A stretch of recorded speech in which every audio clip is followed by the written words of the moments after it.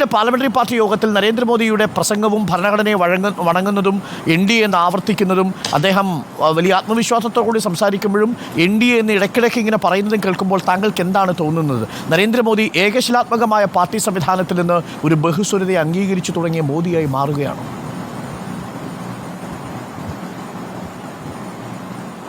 ഞാൻ ഡോക്ടർ അരുൺകുമാറിൻ്റെ ചോദ്യത്തിൻ്റെ പരിധിക്കുള്ളിൽ നിന്നുകൊണ്ട് മാത്രം മറ്റ് കമൻറ്റുകൾ കൂടാതെ മറുപടി പറയാൻ ശ്രമിക്കുകയാണ്.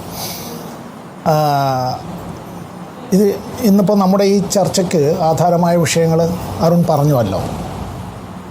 ഞാനൊന്ന് ചോദിക്കട്ടെ, അരുൺ ഒരു രാഷ്ട്രീയ വിദ്യാർത്ഥി ആയതുകൊണ്ട് നമ്മുടെ ഇന്ത്യയുടെ പാർലമെൻ്ററി ചരിത്രത്തിൽ ലോക്സഭയിൽ ഡെപ്യൂട്ടി സ്പീക്കറുടെ തെരഞ്ഞെടുപ്പില്ലാതെ പോയ ഒരു 5 കൊല്ലക്കാലം ഡോക്ടർ അരുൺകുമാറിനോടൊപ്പം എൻ്റെ 2 ചങ്ങാതിമാരും കൂടി ഒന്ന് ആലോചിച്ച് നമ്മുടെ ഈ പ്രേക്ഷകർ കൂടി അറിയട്ടെ എപ്പോഴായിരുന്നു എന്ന്.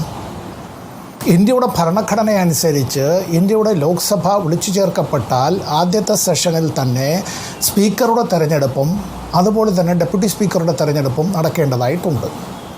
അങ്ങനെ ഡെപ്യൂട്ടി സ്പീക്കറുടെ തെരഞ്ഞെടുപ്പ് എന്നുള്ളത് ഇന്ത്യയുടെ രാഷ്ട്രീയ ചരിത്രത്തിൽ ഭരണത്തിലേറുന്ന ഏറ്റവും പ്രധാനപ്പെട്ട ഏറ്റവും വലിയ രാഷ്ട്രീയ കക്ഷിയിൽ നിന്നല്ലാതെ മറ്റൊരു രാഷ്ട്രീയ കക്ഷിയിൽ നിന്നാണ് ഉണ്ടാവാറുള്ളത്.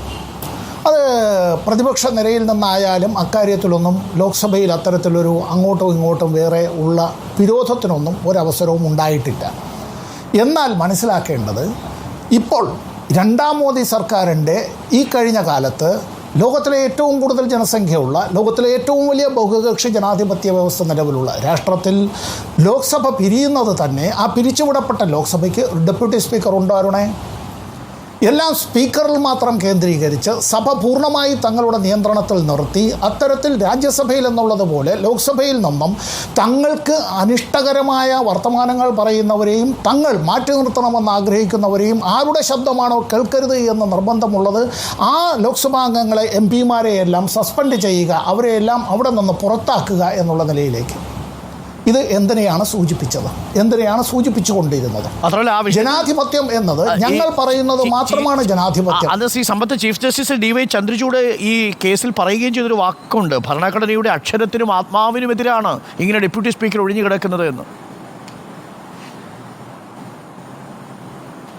എന്തുകൊണ്ടാണ് ആ ഒഴിവ് നികത്താതെ പോയതെന്ന് ഇൻവെർട്ടഡ് കോമ, ഒഴിവ് നികത്തുകയല്ല, അവിടെ തെരഞ്ഞെടുപ്പ് നടത്തുകയാണ് വേണ്ടത്. അത് BJP ഇതര രാഷ്ട്രീയ കക്ഷികളിൽ നിന്നാണ് വരേണ്ടിയിരുന്നത്. അത് പ്രതിപക്ഷ നിരയിൽ നിന്നായിരിക്കും അത് ഉചിതം. ഇതൊന്നും ചെയ്തില്ലല്ലോ, ഇല്ല. ഒന്നാമതായി തിരഞ്ഞെടുക്കപ്പെട്ട് വരുമ്പോൾ 1ാം മോദി സർക്കാരിൻ്റെ കാലത്ത് ഇന്ന് ഏത് സെൻട്രൽ ഹാളിൻ്റെ ആ ചരിത്രം ഉറങ്ങുന്നതാണ് ആ സെൻട്രൽ ഹാളിൽ. ഡോക്ടർ അരുൺകുമാർ അറിയേണ്ടത്, ഇന്ത്യയുടെ സ്വാതന്ത്ര്യ പ്രഖ്യാപനമടക്കം നടന്നത് ആ ഹാളിലാണ്.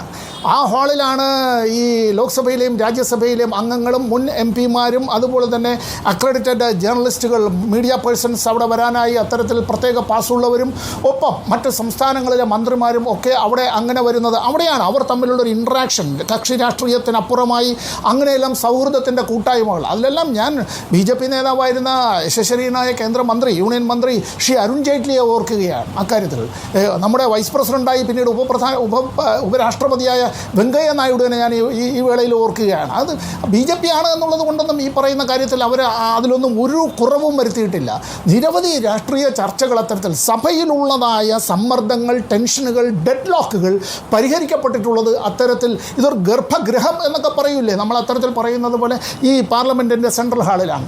എൻ്റെ ഈ പുതിയ പാർലമെൻറ്റ് മന്ദിരത്തിൽ വെച്ചിട്ട് BJPയുടെ NDAയുടെ യോഗം ചേർന്നില്ല ഡോക്ടർ അരുൺകുമാറെ. കാരണം എന്താണെന്നറിയോ?